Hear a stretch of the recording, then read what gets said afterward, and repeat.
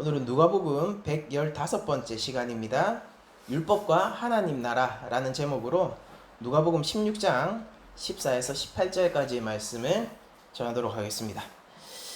여러분들, 우리가 지금까지 바리새인과 서기관들이 예수님이 죄인과 식사하는 자리를 비난함으로 인해서 발생되는 비유들을 계속 살펴왔어요. 그래서 예수님이 처음 세 가지 비유는 바리새인들에게 말씀을 하셨습니다. 바로 그게 99마리 양을 놓고 한 마리 양을 찾아가는 것, 그리고 10드라크마 중에서 9드라크마를 놓아두고 또 1드라크마를 찾는 비유, 그리고 두 아들 가운데 한 아들을 찾고 마침내 마지막 첫째죠, 한 아들을 향하여서 초청하는, 우리가 흔히 돌아온 탕자의 비유로 알려진 그 비유 세 가지를 연속해서 말씀하셨고요. 그리고 나서 이제 대상을 바꾸어서 제자들에게 불의한 청지기의 비유를 하시고 그 비유의 결론으로 이런 말씀을 하셨어요. 하나님과 재물은 동시에 섬길 수 있는 게 아니야 라고 얘기를 하셨습니다. 그러니까 지금 이 맥락을 여러분들이 이해하시고 오늘의 이 바리새인과 예수님의 상황을 보셔야지 비로소 본문이 무엇인지 이해가 가는 거예요. 그런데 이 모든 것을 들었던 바리새인들이 지금 누가의 표현에 의하면은 돈을 좋아하는 자들이라 이 모든 것을 듣고 비웃었다라고 14절에 기록이 되어 있죠. 여러분들, 그러니까 예수님이 이 바로 앞 상황에서 이렇게 얘기를 하셨잖아요. 하나님과 재물은 동시에 섬길 수 있는 게 아니야. 너희들은 한 주인을 섬길 수 있지 동시에 두 주인을 섬길 수는 없다라고 얘기했는데 바리새인들이 여기에 대해서 비웃었다라는 거예요. 여러분들, 바리새인들이 결코 탐욕이 많거나 오늘날 기업가들이 경영을 하면서 이윤을 추구하는 형태처럼 그렇게 돈을 추구하는 사람들이 결코 아닙니다. 만약 그런 사람들은 따로 있어요. 누구냐면 그게 사두개인들이에요. 사두개인들은 귀족 계급입니다. 제사장 계급이에요. 그러니까 바리새인들이 율법을 중심으로 한 선생님들에 가까운 계급이라면은요, 사두개파라고 나오는 사두개인들은 성전을 중심으로 한 제사장 계파란 말이에요. 그들은 친로마적이고요. 그리고 그들은 이 유대 사회 안에서도 많은 것들을 누리고 있는 특수계층이었고 그들은 돈을 좋아했어요. 그런데 바리새인들은요, 민중지향적이었고요. 사람들의 존경으로 껴있었고 율법을 지켜 행하는 자들입니다. 그들이 결코 물론 그 일부 기록에는요, 바리새인들이 탐욕스러웠다 이런 것들이 물론 기록되어 있긴 해요. 예를 들어서 요세푸스 이런 그런 역사서들을 보면은. 그런데 그렇다 하더라도 기본적으로 바리새인들이 돈을 탐하는 계층이었다라는 인식은 잘 없어요. 그런데도 불구하고 지금 누가는 바리새인들이 돈을 좋아하는 자다, 이거 직역하면은 은을 좋아하는 자다라는 뜻이거든요. 이 돈을 좋아하는 자다라는 말로 바리새인들의 정체성을 정의해버리고 있단 말이에요.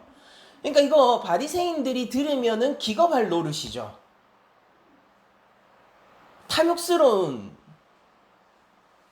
탐욕스럽게 돈을 추구하는 사람 누굽니까? 세리예요. 동족의 등골을 뽑아먹을 만큼 로마의 편에 붙어서 세금을 대신 징수하면서 동족의 등골을 빨아먹는 돈의 탐욕스러운 자들은 누구냐면은 지금 예수님과 식사를 하고 있는 세리이지 바리새인이 아닙니다. 그런데도 불구하고 누가는 이 바리새인들이 돈을 좋아하는 사람들이다 라고 얘기를 하고 있어요. 이게 그러면 무슨 의미를 가지고 있는지 한번 저희들이 그 뉘앙스를 찾아야지 비로소 본문이 이해가 가겠죠. 결론부터 말씀드리자면은 이것은 하나님 나라와 율법에 대한 관계에 대한 설명이기도 하고 바리새인의 율법관과 예수님이 가져오신 하나님 나라의 충돌 같은 거기도 하기 때문에 여기에 나오는 돈이라는 것은 율법적인 관념과 관련이 있는 돈이에요. 그러니까 바리새인들이 기업가적으로 돈을 좋아했다는 게 아니라 하나님 나라의 백성처럼 돈을 좋아하는 사람들이라는 거예요. 제가 하나님 나라의 백성이라고 얘기를 한 게 아니라 하나님 나라의 백성처럼 돈을 좋아하는 사람이라고 제가 얘기를 한 겁니다. 그런 식으로 이 본문을 먼저 이해하면서 가보도록 하죠. 자, 먼저 불의한 청지기 비유를 듣고 그리고 앞선 그 제자들을 향한 비유들과 앞선 세 가지 돌아온 탕자로 마무리가 되는 이 찾는 비유, 무언가를 찾는 비유 세 가지도 들었던 이 바리새인들이요. 마지막에 예수님이 돈과 하나님을 동시에 섬길 수 없다고 이렇게 얘기하니까 비웃어 버렸어요. 여기에는 많은 의미가 담겨 있을 수 있는데 이 많은 의미가 있음에도 불구하고 이 비웃음의 이유는 굉장히 명확합니다. 이 본문을 잘 따라왔다면은 왜 비웃었는지 금세 알 수 있어요. 왜 비웃었냐? 여러분들, 불의한 청지기가 지혜롭다 칭찬을 받는데 이게 말이 되는 비유입니까?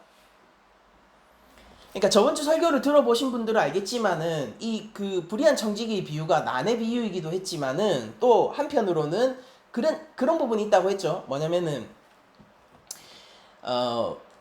돈을 관점으로 보게 되면은 이게 절대 풀리지 않는 비유라고 제가 말씀을 드렸잖아요. 불의한 청지기가 주인의 돈을 낭비하면서도 칭찬을 받았던 이유는 주인은 원래 돈보다 그가 다른 사람들을 구제하기를 원했기 때문에 칭찬을 받는 거거든요. 그런데 이 바리새인들은 아니 주인에 대해서 충성치 못하고 자기 이속만 챙기는 이 불의한 청지기를 가지고 칭찬을 하는 주인이 너무 가소로운 겁니다. 이게 공의롭지 않다라는 거예요. 공의롭지 않아요. 그쵸?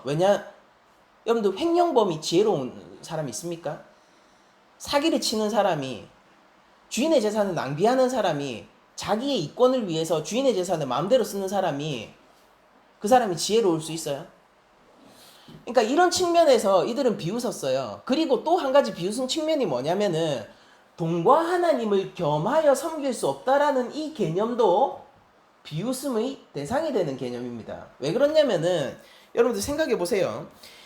구약에서 하나님 앞에 축복을 받는 대표적인 방법 중에 하나가 뭐예요? 재물을 얻는 거예요. 재물을 얻는 거예요. 멀리 갈 필요 없어요. 우리가 욥기를 생각해 보세요. 욥이 고난을 통과한 후 하나님의 축복을 받게 됩니다. 그때 이 욥기의 기자가 어떤 식으로 욥이 축복을 받았다는 걸 서술하냐면은 이전에 있었던 재산의 2배를 받았음을 숫자로 계속 보여주면서 하나님으로부터 이가 축복받았다는 것을 보여줘요. 아브라함이 하나님 앞에서 축복을 받을 때에 여러분 아브라함 어떻게 부자 됐어요? 아브라함 아버지 집 떠나서 방랑하는 이 나그네였잖아요. 어떻게 부자 됐어요?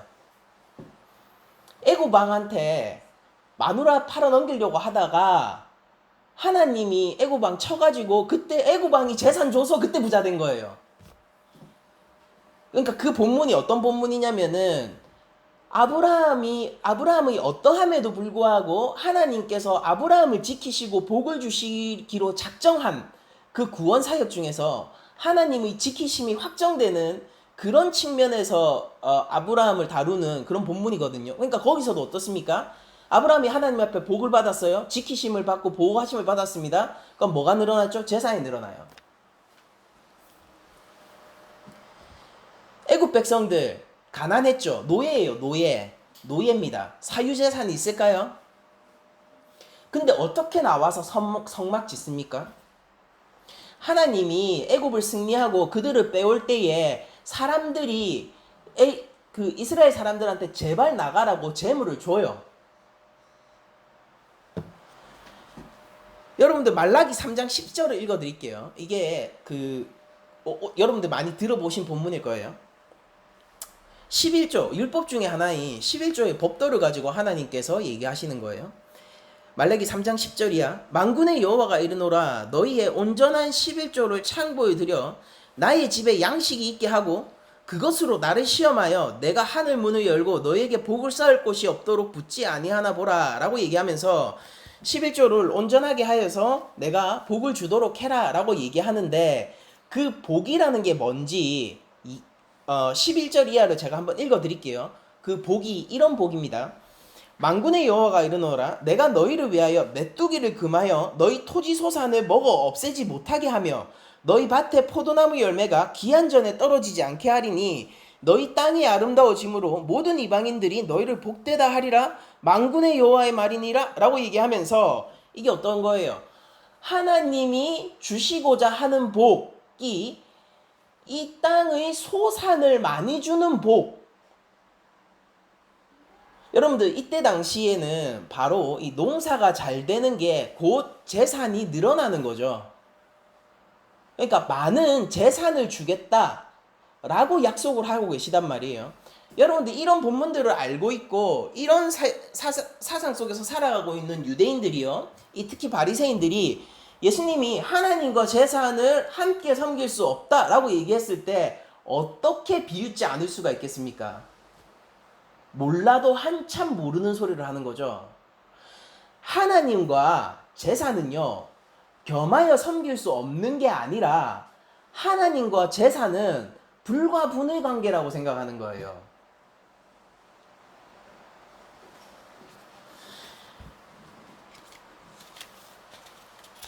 아브라함의 언약에서 가나안을 표현할 때 가나안에 대한 가장 대표적인 표현이 뭐예요? 젖과 꿀이 흐르는 땅이죠. 그러니까 오늘날로 얘기하자면은 비옥한 토지예요. 그게 하나님의 복이었다고요. 그런데 이렇게 얘기한다라고 생각해 봅시다. 네가 비옥한 토지 젖과 꿀이 흐르는 땅 가나안과 하나님은 전혀 관계 없는 거야. 심지어 서로 대척점에 있어서 서로 섬길 수 없는 거야. 이렇게 아브라함한테 얘기했으면 아브라함이 비웃겠습니까? 안 웃겠습니까? 비웃죠. 왜냐면은 이 가나안 땅과 하나님은요, 뗄래야 뗄 수 없는 관계거든요. 하나님과 돈은요, 이 바리새인들 안에서는 뗄래야 뗄 수 없는 관계라는 거예요. 예수님이 얘기하신 이 파격에 대해서 우리들이 오늘날은 잘 이해를 못하는 측면이 있는데, 여러분들 예수님은 조금 더 제가 나아가서 얘기를 하자면은 가나안 땅과 하나님은 동시에 섬길 수 없어 그 둘은 대척점에 있는 거야 라고 얘기하신 거나 마찬가지란 말이에요. 그러니까 이렇게 얘기하면은 오늘날 우리한테도 어느 정도 충격적이죠. 그러니까 웃기죠. 비웃죠. 왜? 성경을 모르는 자가 성경에 대해서 논하고 있으니까요.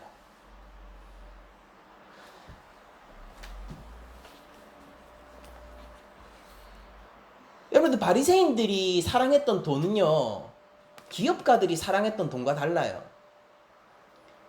이게 어떤 뉘앙스인지 제가 조금 더 정확하게 알려드리자면은, 사업가들이 기업을 경영하고 이윤을 추구하는 형태, 장사꾼의 형태로 돈을 사랑한 게 아니라, 우리 이런 얘기 교회에서 오늘날에도 이런 얘기 많이 듣죠. 뭐냐면은 하나님이 우리를 축복해 주셔서 우리 교회가 1년 만에 이렇게 부흥하고 성장했습니다 라고 얘기하죠. 그거예요. 그거라고요. 자, 하나님이 우리 교회를 축복해 주셔서 크게 쓰셔서 우리가 한 해에만 100명의 선교사를 후원할 수 있었습니다. 이거예요. 이게 더 가까운 뉘앙스예요. 바리새인들이 돈을 사랑하는 뉘앙스가 이런 거라고요. 우리가 흔히 얘기하는 바리새인들이 돈을 사랑했다라고 했을 때 저 사람들은 돈에 미쳐가지고 그건 세리예요. 바리새인들이 사랑하는 돈은 어떤 거냐면은 하나님이 우리에게 이렇게 부어주셔서 우리 교회가 1년 만에 이렇게 성장했어요. 하나님이 우리 교회를 크게 쓰셔서 우리 교회가 벌써 올 한 해에만 100명의 선교사를 후원하게 되었어요. 우리가 하나님이 우리에게 너무 많이 부어주셔서 우리가 매달 어려운 가정들을 얼마씩 돕게 되고 있고 그 돈이 점점 늘어나고 있어요. 이런 식의 돈을 좋아함이에요. 돈을 좋아하는 게 나쁩니까? 이렇게 보면.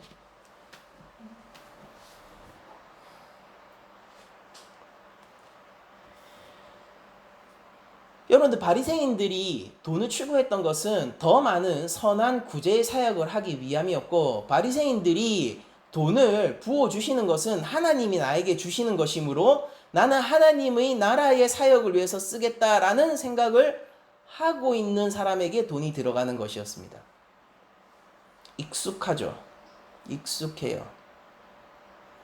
그러니까 여러분들 오늘 본문 앞에 여러분들 신앙적 양심을 놓고 잘 한번 새겨 들어보세요. 우리에게도 매우 익숙한 이야기니까요.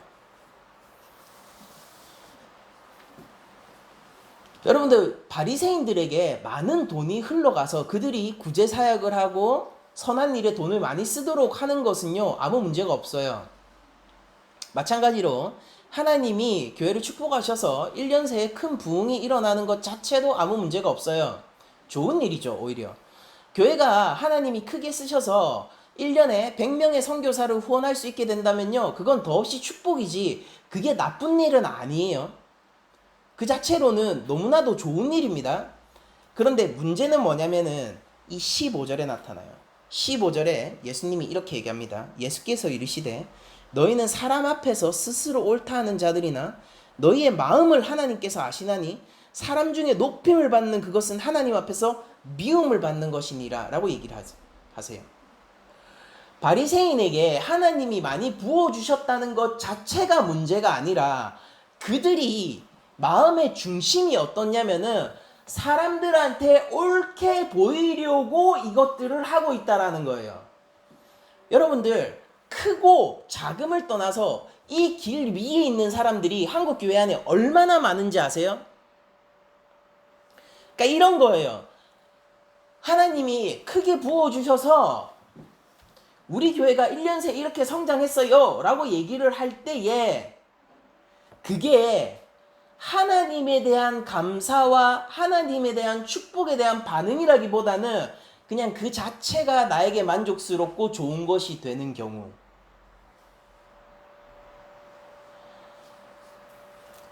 소그룹 리더 합니다. 뭐 사랑장하고 목자 해요. 소그룹 리더 하면서 한 해 결산 잘 했어요. 어떤 사랑보다 혹은 어떤 목장보다 우리가 잘 했네요. 하나님이 부어주셔서요. 그래요. 그것 자체는 문제가 아니에요. 그런데 그때에 하나님에 대한 감사와 하나님에 대한 사랑의 표현이 아니라 하나님에 대한 반응이 아니라 그 하나님이 부어주신 그것에 기뻐하고 그것만으로 만족하고 거기에 머무르면서 반응하는 것. 돈을 사랑하는 자예요.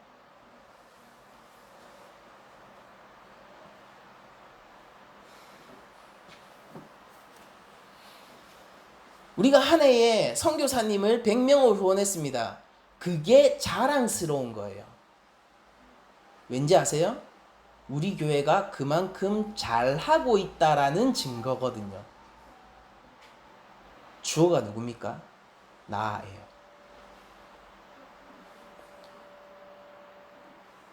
하나님이 주셔서 라고 얘기를 하면서도요, 중심을 아시는 하나님 앞에서는 우리의 마음의 중심을 속일 수는 없습니다. 하나님께서 라고 얘기를 하면서 우리 마음의 탐욕과 사실은 하나님으로 만족하는 것이 아니라 하나님이 주시는 다른 부차적인 것들에 더 만족하고 있는 우리의 마음의 중심을 하나님 앞에서 속일 수는 없다라는 거예요. 바리새인은 어떤 자들이라면은 의로운 일을 합니다. 그거 왜 하냐면은 사람들한테 인정받기 위해서 의로운 일을 하는 거예요.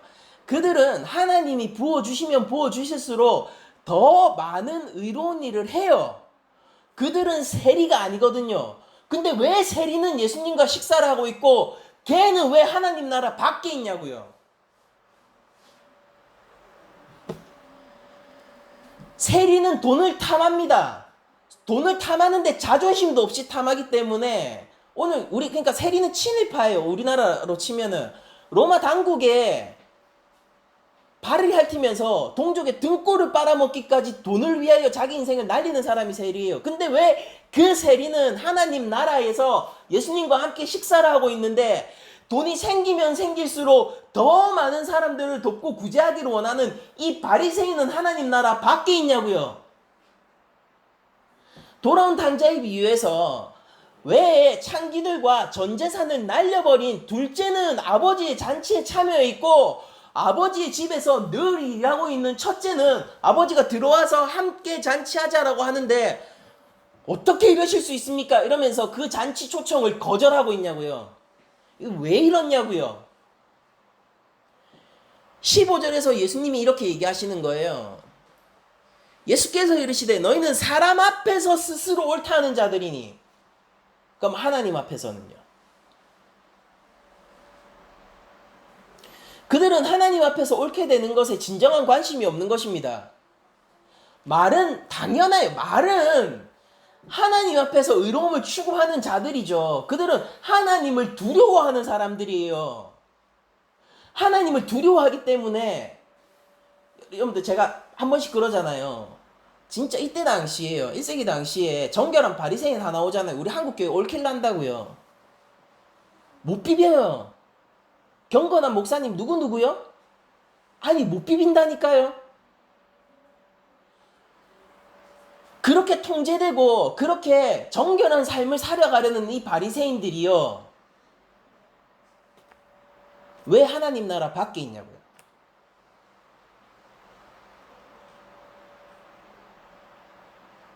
그들은 말은 하나님을 두려워하기 때문에 이 일을 한다라고 합니다.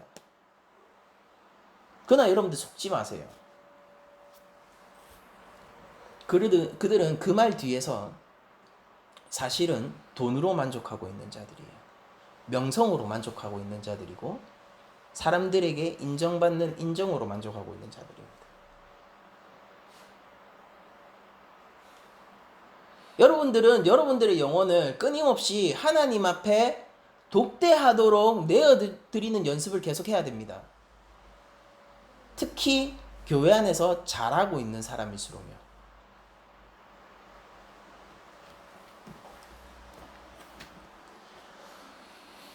제가 결코 여러분들에게 여러분들이 일을 하실 때 하나님이 주시는 보람이나 뿌듯함이나 즐거움이나 이런 것들을 누리지 말라고 얘기하는 게 아니에요. 오히려 그런 것들을 잘 누려야 하고 되도록이면 많이 누려야 합니다. 되도록이면 많이 누려야 해요.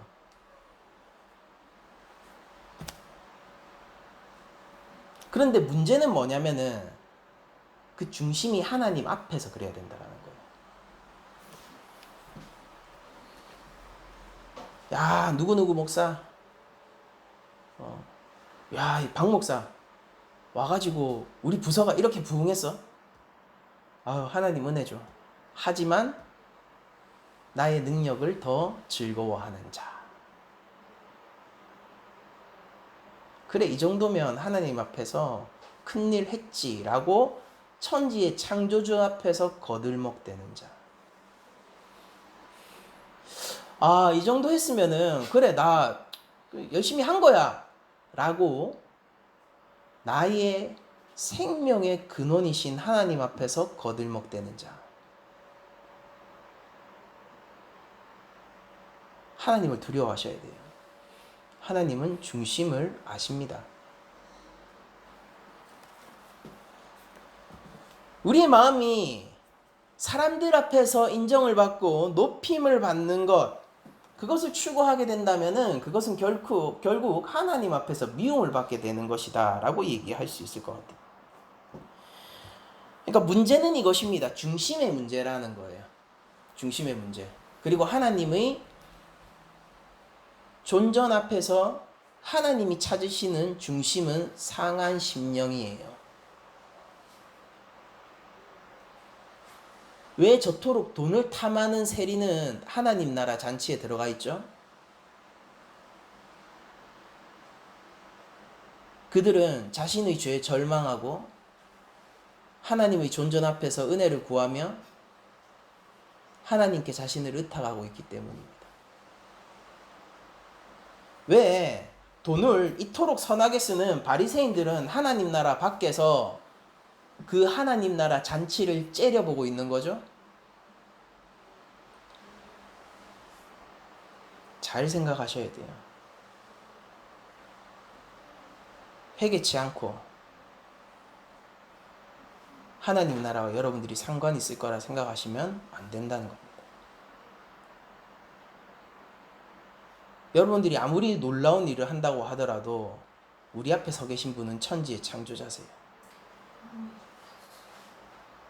우리가 아무리 거룩한 삶을 산다고 해도 우리 앞에 서 계신 분은 온전하시고 회전하는 그림자조차 없는 그분입니다. 누가 하나님 앞에서 능력을 자랑하겠습니까? 누가 하나님 앞에서 자신의 의로움을 자랑하겠습니까? 누가 하나님 앞에서 고개를 들고 하나님 이 정도면 괜찮잖아요 라고 얘기할 수 있습니까? 하나님이 상한 심령을 찾으신다는 것은 우리가 그냥 솔직하고 정직해진다라는 거예요. 왜냐하면 우리 영혼은 실제 파산당해 있으니까요. 우리는 실제 죄인이니까요.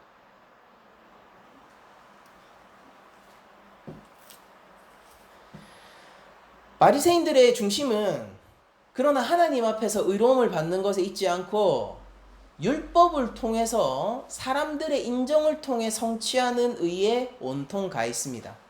그러나 포장지는 하나님이에요. 여러분들 정말로 조심하셔야 돼요. 포장지는 하나님이에요. 포장지는 예수 그리스도고, 포장지는 봉사고 헌신이고, 포장지는 하나님 앞에서 감사고,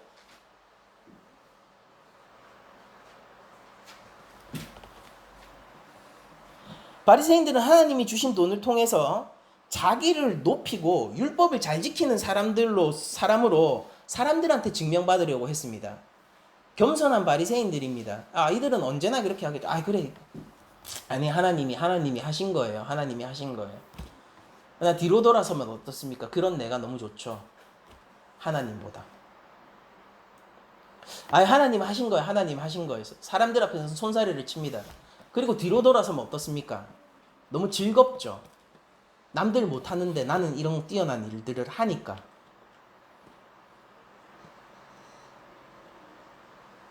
다른 애들은 1달란트 받은 것 같은데 난 5달란트 받은 것 같으니까 그게 좋은 거예요. 하나님은 순종하는 자를 찾으시는데 비교하며 즐거워하는 자를 하나님이 어떻게 미워하지 않으시겠습니까?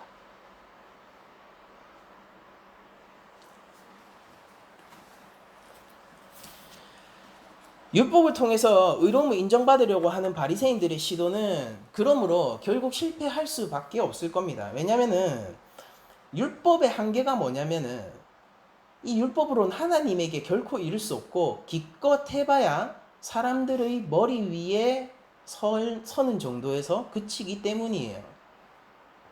근데 사람들이 머리 위에 서고 싶으면은 율법을 잘 지켜 행하세요. 그럼 사람들 머리 꼭대기 위에 설 수 있어요. 그러나 하나님 나라는 여러분들에게 찾아오지 않을 겁니다.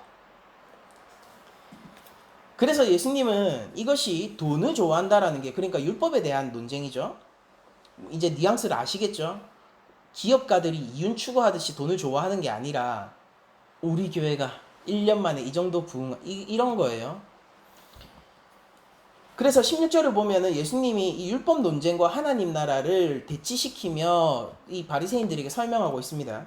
율법과 선지자는 요한의 때까지요. 그 후부터는 그러니까 요한 이후 누구예요? 세례 요한이거든요. 세례 요한 이후 그 후부터 누구란 겁니까? 나로부터는 나 예수 그리스도로부터는 무엇입니까? 하나님 나라의 복음이 전파되어 사람마다 그리로 침입한다라고 얘기를 하시면서 율법과 선지자의 때와 하나님 나라 복음의 때를 이렇게 가르시는데 그 기준이 뭡니까? 예수님이에요. 그러니까 세례 요한 때까지는 무엇이라고 얘기할 수 있냐면은 우리가 잘 아는 얘기로 구약의 때라고 얘기할 수 있고 이제 예수님의 때부터 신약이라고 얘기할 수 있는 거예요. 자, 조금 더 쉬운 말로 할게요. 세례 요한까지는 무엇입니까?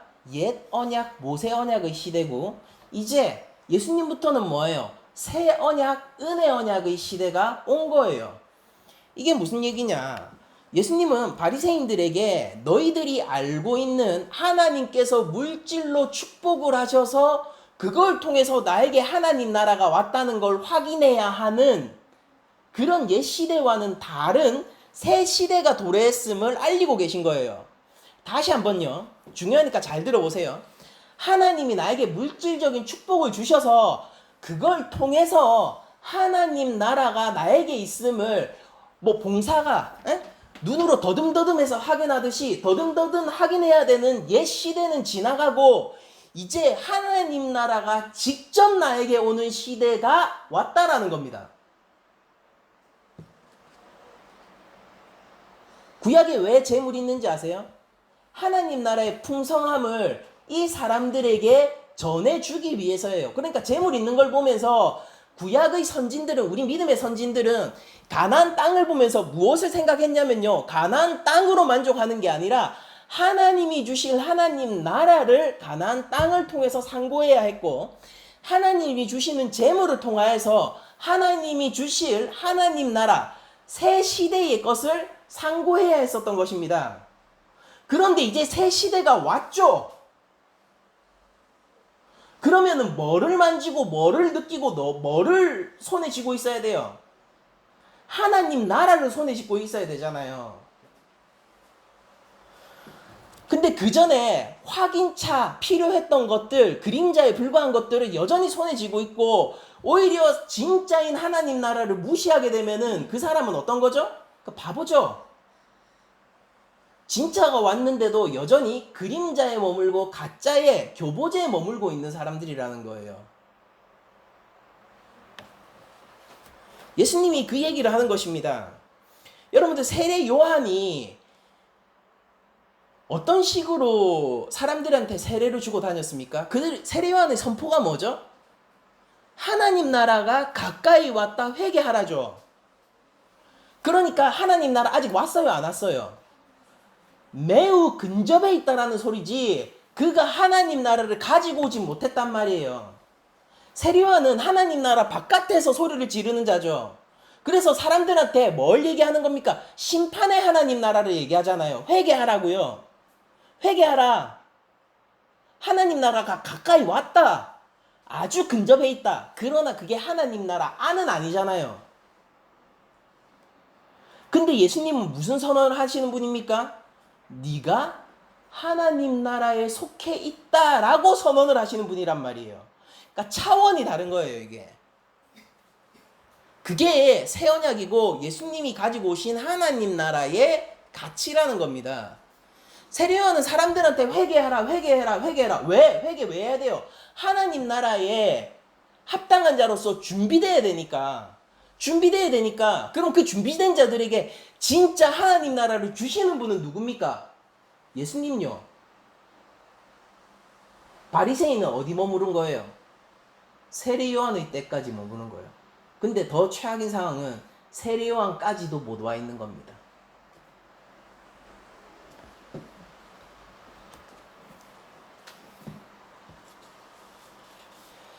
율법의 시대를 저는 이렇게 얘기할 수 있을 것 같아요. 그러므로 율법의 시대라는 것은요, 하나님 언약을 바라보며 기다려야 하는 옛 언약의 시대예요. 바라보고 기다리고 소망해야 되는 시대인 것이죠. 그러나 지금 우리들은요, 예수님으로부터 언약이 성취되고 하나님 나라가 이미 임한, 이미 도래한 새 시대의 사람들이라는 얘기를 할 수 있을 것 같습니다. 결국 율법과 선지자가 바라보고 기다리고 있었던 게 누구라는 거예요? 예수님 자신이라는 거예요. 모든 율법과 선지자가 소망하고 바라보고 기다리고 있던 게 바로 예수님이라고요. 그리고 그 예수님이 옛 시대를 끝내고 하나님 나라를 이 땅에 가져왔다고요. 어떤 방식으로요? 영원한 성삼일체 가운데서 끊어지지 않는 그 관계성을 가진 제2성자 예수 그리스도가 동정녀 탄생을 통해 이 땅에 종의 형상을 입고 오심으로 하나님 나라가 이 땅에 온 겁니다.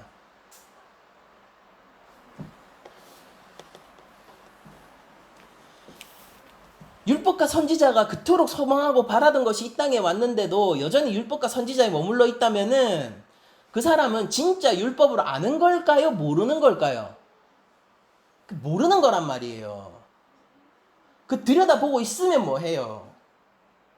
들여다봐서 참 실체가 왔을 때 알아야 되는데 뭐 그거 들여다보다가 그거에 먹혀버린 겁니다.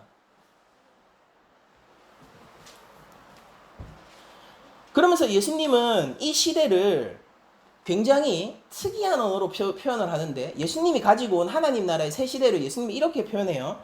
하나님 나라의 복음이 전파되어 사람들이 침입하고 있다.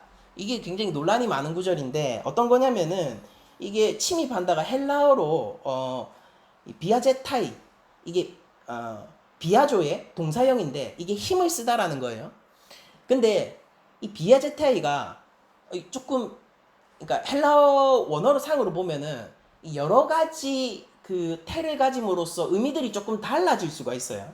이게 중간태로 쓰이게 된다면은 사람들이 하나님 나라에 들어가기 위해서 힘을 쓰고 있는데, 이 뉘앙스가 폭력적으로 힘을 쓰고 있는 뉘앙스입니다. 굉장히 강한 언어예요. 그러니까 여러분들 폭동이 일어났다 이럴 때 이거 굉장히 폭력적으로 느껴지죠. 그런 것처럼 단순히 힘을 쓰다 이게 아니라 폭력에 가까운 힘을 쓰는 그런 뉘앙스를 가지고 있는 겁니다. 사람들이 막 하나님 나라에 침노한다 막 이렇게 얘기하는 것처럼 엄청나게 폭력적으로 하나님 나라에 들어가려고 힘을 쓰고 있다라는 식으로 이제 해석이 될 수도 있고, 또 다른 수동태로 쓰이게 되면은요, 사람들마다 하나님 나라에 들어가도록 엄청 강력하고 폭력적으로 촉구받고 압력을 받고 있다라는 뜻으로도 쓰여요.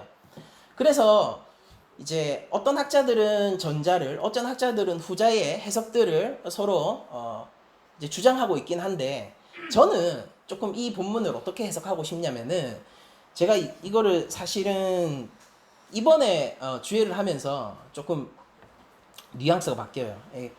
이 시선이 윤철원 교수님이라는 분한테 좀 영향을 받은 시선인데, 하나님 나라가 폭도들에 의해서 침입당하고 있다라는 뜻으로 저는 받아들이고 싶어요. 폭력적인 뉘앙스를 그대로 살리고 사람들이 그 하나님 나라에 그대로 침입하고 있다라는 뉘앙스로 받아들이고 싶습니다. 그런데 그렇게 할 때 예수님이 왜 이런 얘기를 했냐면은, 이게 바리새인들의 시선을 그대로 돌려주는 이야기라고 저는 믿거든요. 생각해 보세요. 첫째의 입장에서 아버지의 집에 창기와 모든 재산을 날린 둘째가 들어와서 잔치를 벌이고 있는 게 어떤 장면처럼 느껴질까요? 마치 국회의사당이 폭도들에 의해서 점거된 상태처럼 느껴지지 않을까요? 하나님 나라가 죄인들에 의해서 점령당하고 점거당하고 죄인들이 폭력적으로 그 자리를 쟁취한 것처럼 바리새인들은 느끼고 있지 않을까요? 그러니까 그들의 언어를 그대로 써주시는 것으로 저는 이걸 해석하고 싶어요. 이건 저의 해석입니다. 다양한 해석이 존재한다는 것을 먼저 말씀드려요.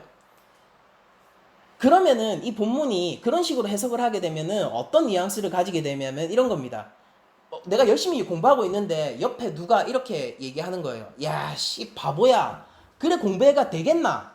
참견 좋아하는 그런 친구가 와서 옆에서 이렇게 얘기하면은 제가 이렇게 얘기하는 거죠. 그래 내 바보다. 막 내 알아서 하게 나나라. 이렇게 우리들이 얘기하잖아요. 그런 뉘앙스라는 거예요. 그게 바리새인들이 이렇게 물어보는 거예요. 아니 죄인들이 하나님 나라를 점거하고 있으면 그게 어떻게 하나님 나라입니까? 예수님이 이렇게 대답하는 거예요. 하나님 나라 맞다. 죄인으로 가득하다. 하나님 나라는 의로운 것 아닙니까? 왜 죄인들이 거기 있죠? 하나님 나라 맞다. 죄인들이 있는데 뭐?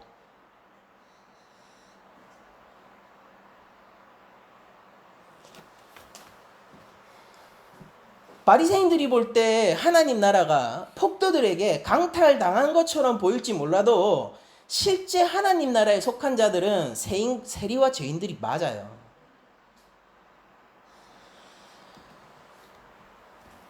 아버지의 집을 차지하고 있는 둘째가 도무지 못마땅한 첫째가 아무리 아버지에게 뭐라고 하고 자기의 정당함을 주장해도 아버지의 집에 있는 건 둘째가 맞아요.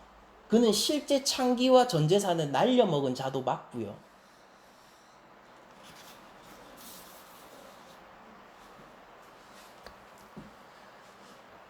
그러니까 바리새인들이 못하는 게 뭐냐면 나도 둘째 아들입니다. 이 고백을 못하는 거고, 바리새인들이 못하는 게 뭐냐면은 세리와 내가 다를 바가 없습니다라는 말을 못하는 거예요.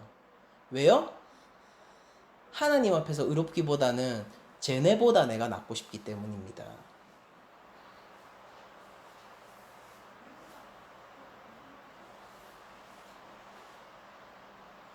여러분들 교회 안에서 여러분들이 많이 훌륭한 그리고 좋은 신앙인이다. 여러분들 좋은 집사님이에요. 좋은 장로님이에요. 좋은 권사님이에요. 100번 얘기를 들어도 여러분들이 하나님 앞에서 의롭지 않다면 어떻게 될까요?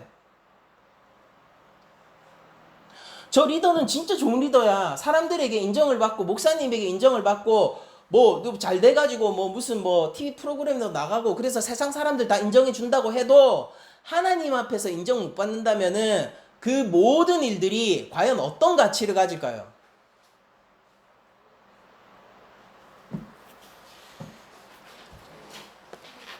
하나님 앞에서 자신을 세워보는 사람이 극히 드뭅니다.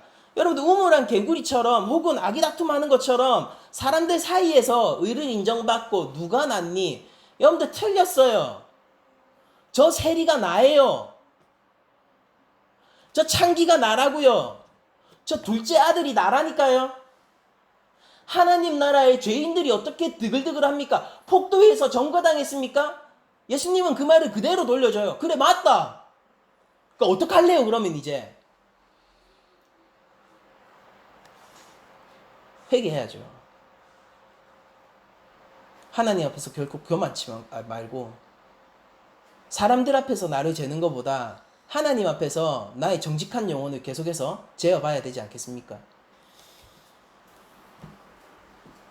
하나님 나라는 사람들의 인정을 받아 갈 수 있는 곳이 아니고 오직 하나님께 의롭다 칭함을 받아야지 갈 수 있는 곳이며 율법으로 도달하는 곳이 아니고 하나님 앞에서 죄를 회개하고 예수님을 믿는 믿음으로 도달하는 거예요.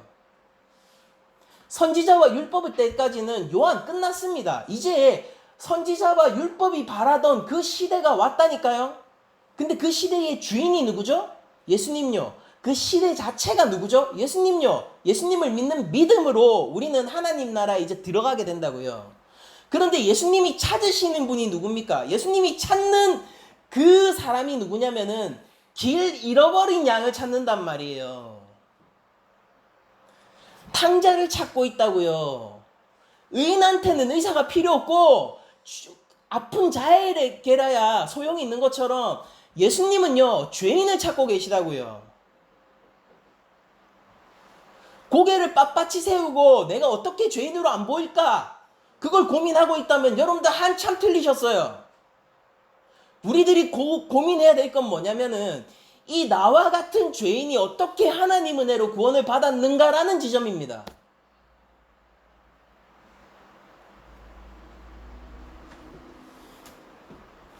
율법에는 사람의 존경이 있을지언정 구원은 없습니다.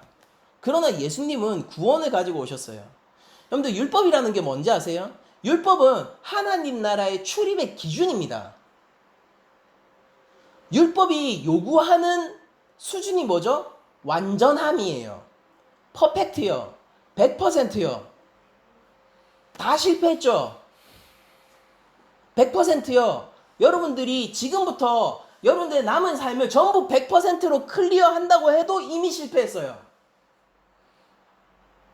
율법은 지금부터가 아니라 그냥 그 사람을 100% 요구하는 거니까. 그 의로움을 요구하는 거니까. 그러니까 이미 실패했다고요.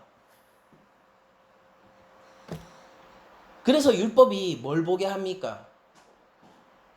율법의 요구를 충족시키시는 예수님을 보게 하는 거예요.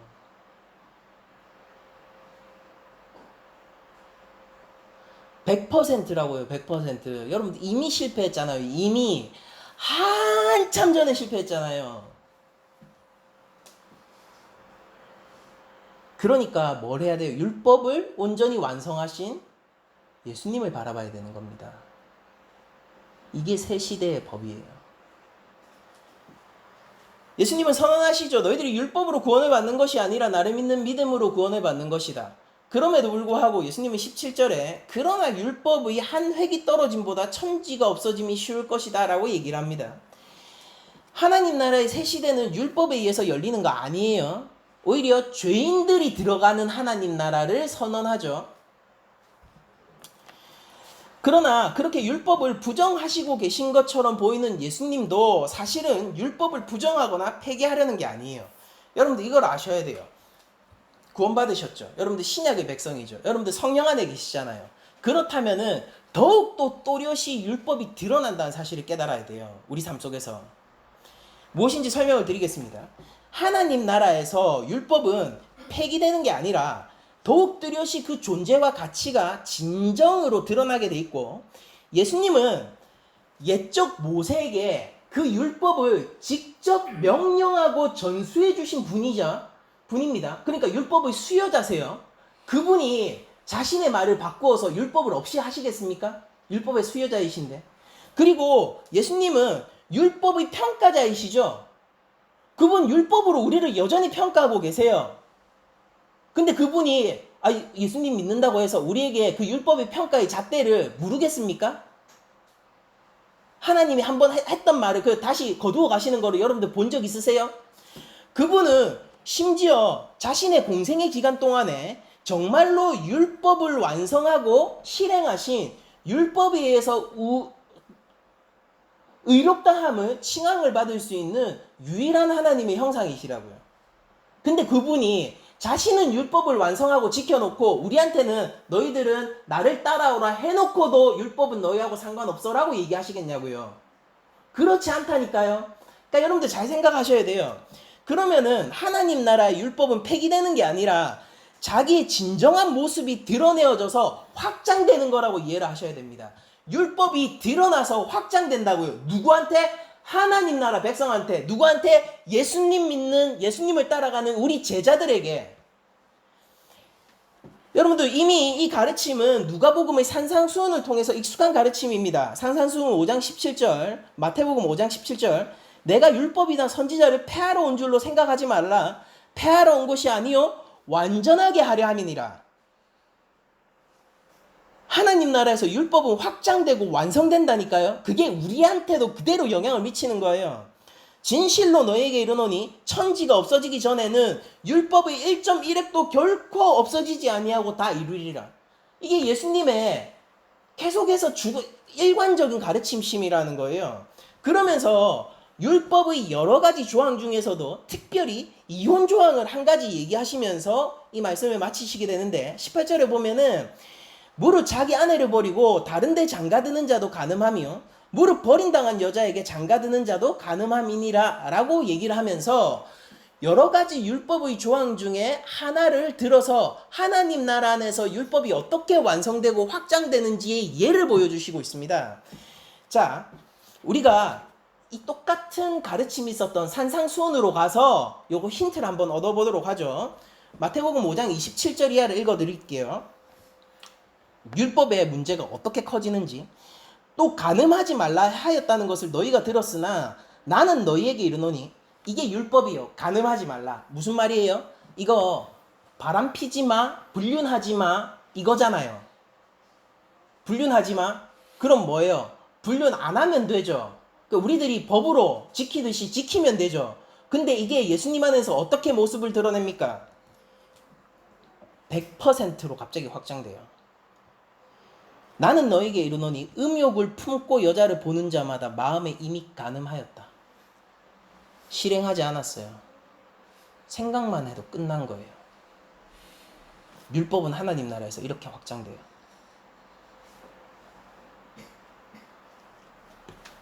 하루에 2번 기도하면 됐습니다.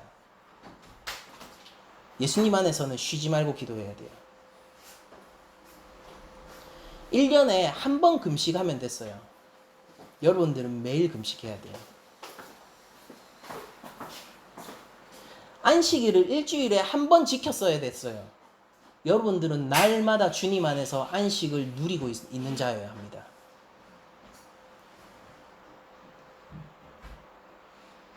(11조로) 하면 됐어요.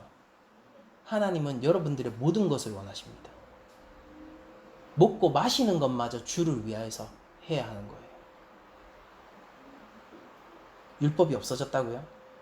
아니요. 진정한 모습을 드러냈어요. 계속 마태복음 읽을게요. 만일 네 오른 눈이 너를 실족하게 하거든 빼어내버리라. 내 백체 중 하나가 없어지고 온몸이 지옥에 던져지는 것이 유익하며, 그러니까 뭐예요? 오른 눈 하나의 잘못이 능히 우리 몸 전체를 지옥에 던질 수 있다라는 거죠. 작은 힘이라는 게 있습니까? 온전하신 하나님 앞에서 작은 힘, 큰 흠, 이게 있어요? 흠이 있느냐 없느냐의 문제예요. 또한 만일 네 오른손이 너로 실족하게 하거든 찍어내버리라. 내 백체 중 하나가 없어지고 온몸이 지옥에 던져지지 않는 것이 유익하니라. 그러니까 과장법을 통해서 예수님이 지금 하나님 율법의 온전함에 대해서 그 하나님이 율법이 어느 정도 수준으로 요구하시는지를 지금 계속 알려주고 계시죠. 또 일러스되 누구든지 아내를 버리려거든 이혼 증서를 줄 것이라 하였으니 이게 율법이에요. 그러니까 오늘 본문하고 관련이 있으니까 지금 잘 들어보세요. 그러니까 율법을 지키는 건 뭐예요? 이혼할 때 이혼 증서 써주는 게 율법이에요. 법적 절차 지켜서 이혼 증서 써주면은 율법상으로 문제가 없다 이거라고요. 근데 예수님이 뭐라고 얘기하냐면은 나는 너희에게 이르노니 누구든지 음행한 이유 없이 아내를 버리면 이는 그로 간음하게 하며 또 누구든지 버림받은 여자에게 장가드는 자도 간음함이니라 라고 얘기하면서 오늘 본문에 나와 있던 그 얘기를 이 맥락 위에서 하시고 계시죠.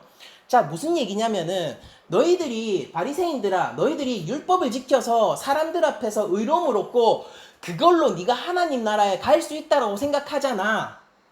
그런데 그거 잘 생각해봐. 율법은 없어지지 않아? 그런데 율법은 이런 거야. 이혼증서 써주는 게 아니라 가늠한 영거 외에는 영원히 부모를 떠나서 하나를 이루고 연합하는 게 율법이야. 부부윤리의 첫 번째, 여러분들 결혼하실 때에 불신자와 결혼하실 때 여러분들 결코 존도를 위해서 결혼하지 마세요. 여러분들 인생 불행해질 거예요. 성경에서 얘기하는 부부윤리의 가장 첫 번째는 하나됨에 있습니다. 서로 사랑하고 더욱 깊이 신뢰하고 하나가 되셔야 돼요. 이 가늠한 영고배, 그러니까 이거는 율법을 지킨다라는 것은 내가 내 아내를 미워하고 내 남편을 미워하더라도 이혼 안 하면은 율법 지킨 거잖아요. 그리고 이혼한다 하더라도 제대로 재산 잘 떼주고 이혼 증서 써주고 그 사람이 또 재혼할 수 있도록 이렇게 내보내주면은 그러면은 율법 지킨 거잖아요. 근데 예수님이 지금 얘기하고 있는 건 뭐냐면은 원래 그 율법은 이걸 위해서 만들어졌던 거야 라고 얘기를 하는 거예요.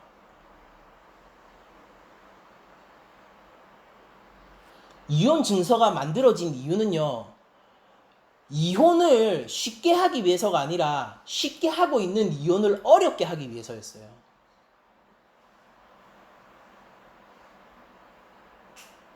이전에는 그냥 버릴 수 있었던 여인을요, 이제 모세 앞에서 정당한 이유와 절차 가운데서 버려야만 하는 상황을 만들어 온 겁니다. 그러니까 이 율법이 바라보고 있는 방향이 무엇이었죠? 부모를 떠나 한 몸을 이루는 부부관계요. 그리고 실제 우리의 신랑 예수 그리스도는 신부 교회를 그렇게 영혼 가운데 하나로 품으시죠.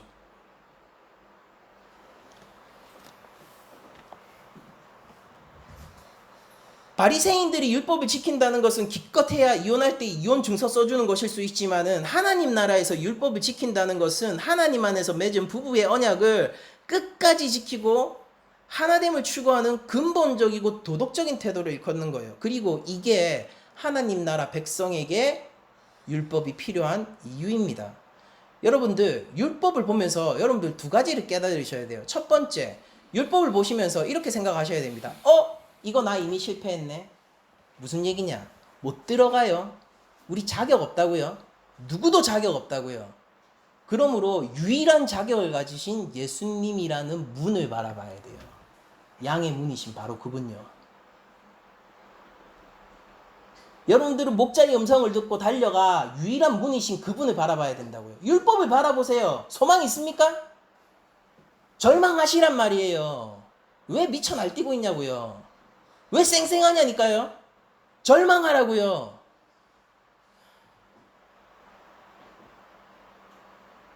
유일한 소망이신 그분을 바라봐야 된다라는 거예요. 그러면 하나님 나라 딱 들어오니까 여러분들 하나님 나라에 입구 컷을 정하는 게 율법이었으면은 그게 무슨 얘기냐면은 하나님 나라의 통치 구조와 원리도 율법이란 소리죠. 여러분들 하나님 나라 백성이 됐는데 그럼 율법 안 지킬 거예요?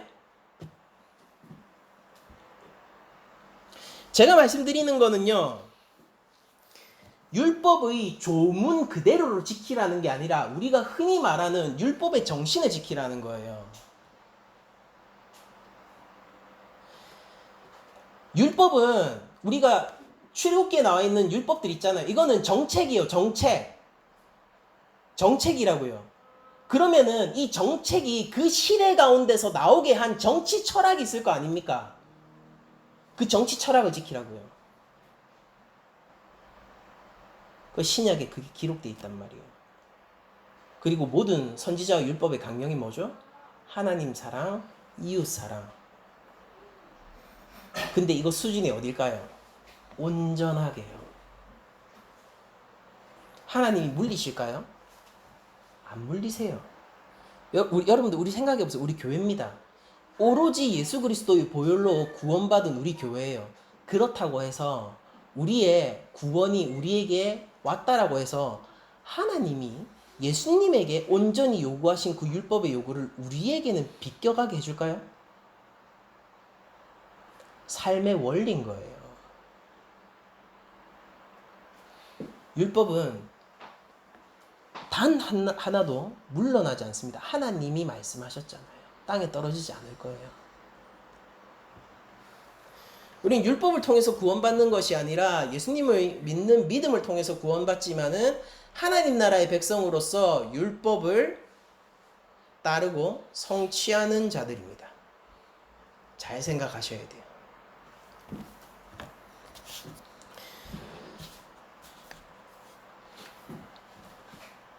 하나님이 모세에게 율법을 주신 이유가 적힌 대로 지키는 것에 열중하라는 뜻이 아니었듯이 우리도 진짜 하나님 백성의 정체성을 가지라는 그 율법을 지키고 따라야 합니다.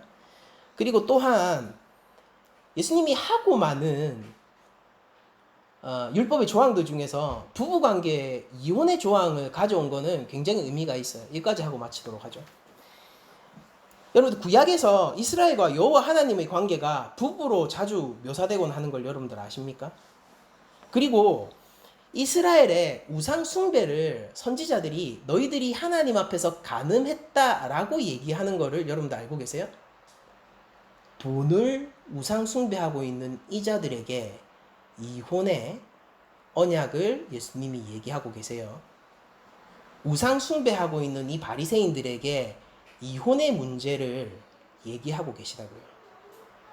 무슨 얘기냐면은 너희들이 회개치 않고 여전히 돈을 좋아하며 하나님과 돈 중에서 돈을 섬기게 될 때 우상 숭배, 너희들이 간음한 영고로 버려지는 게 합당치 않겠느냐.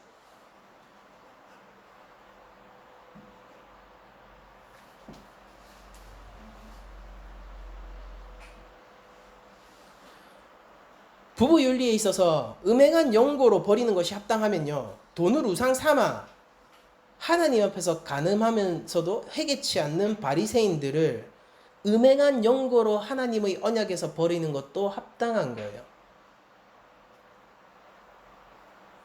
우리 교회죠. 우리 신랑 예수님이잖아요. 음행한 영고로 버림받는 것은 합당한 겁니다. 그러나 그것이 아니라면은 어떠한 잘못이 있고 어떠한 모자람이 있어도 우리 구주는 우리를 버리지 않을 거예요. 포커스 하세요. 문제는 뭡니까? 내가 온전하느냐 마느냐가 아니라 내가 예수님을 믿느냐 마느냐예요. 완벽한 신부가 있습니다.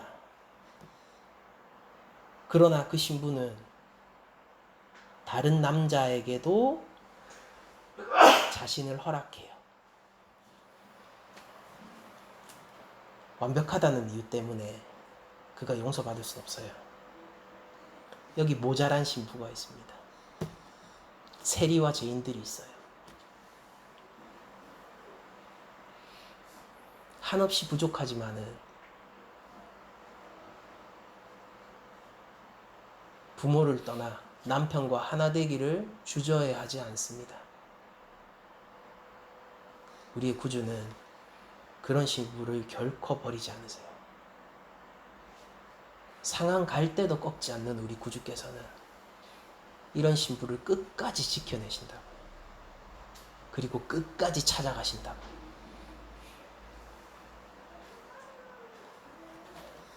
신앙생활의 문제를 여러분들 질서 가운데 놓으세요.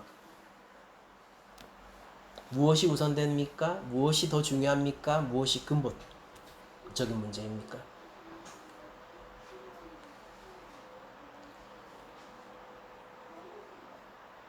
그러니까 결론은 이겁니다. 예수님 잘 믿으세요.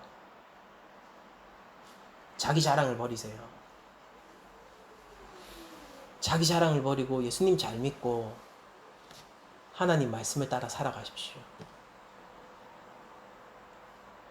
실패했다고요? 오늘 하루 잘 안 됐다고요? 그때 십자가를 진 예수님을 바라보세요.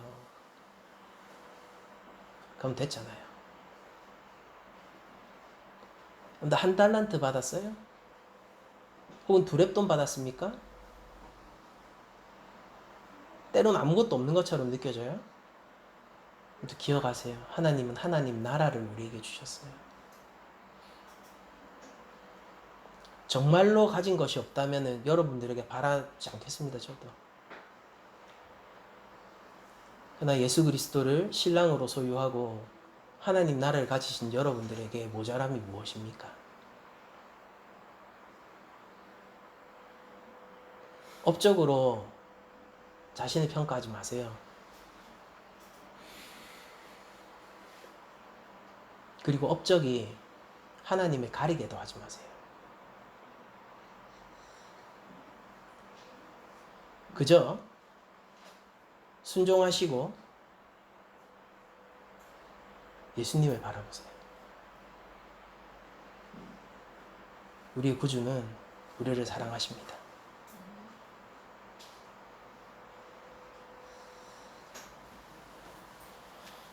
한 주간 우리가 더욱더 예수님을 향한 믿음이 커지기를 바라며 온전한 거룩에 율법의 요구죠. 온전한 거룩에 이르지 못함으로 예수님을 바라보고 또한 예수님 안에서 하나님 나라를 받았기에 하나님 말씀에 더욱더 순종하는 우리가 되기를 축원드리면서 모든 말씀을 마치도록 하겠습니다.